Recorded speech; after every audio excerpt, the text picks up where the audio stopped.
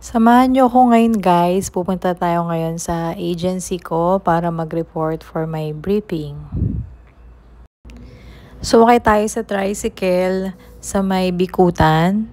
Then, yung tricycle hanggang sa may sakayan ng jeep papasay. Doon tayo sasakay ulit.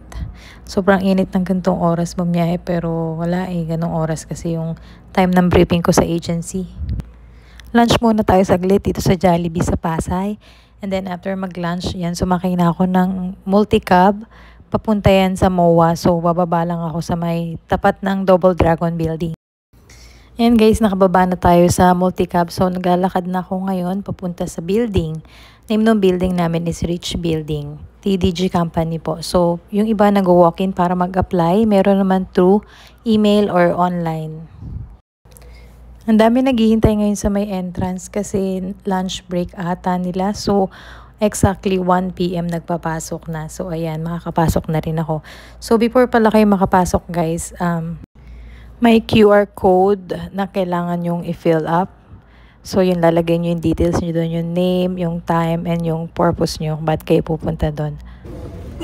Ayan, nandito na pala ako sa loob ng building. Nasa 8th floor pala yung company ng TDG, dito sa Rich Building. So, ayan, nag-ayos lang ako ng konti, and then maya-maya maghintay lang muna tayo ng few minutes.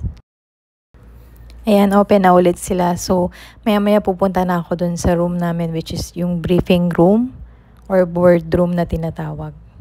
Ayan, naglalakad na ako papunta doon. Medyo maaga pa naman ako, mga few minutes pa bago mag 1:30. So, kahit upo na lang doon, hintayin na lang muna.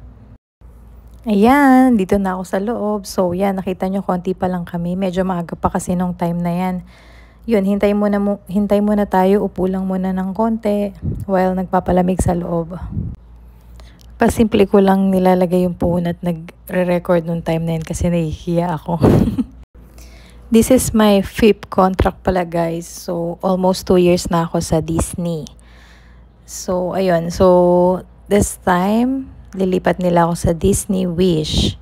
First time ko malilipat ng barko. So, medyo nervous but excited din. During briefing pala guys, dyan ibibigay yung lahat ng documents na kailangan for your flight. And yung mga need nyo na documents while on board. Opo, dalawa lang. Ayan guys, tapos na tayo for briefing. So, labas na tayo ng building.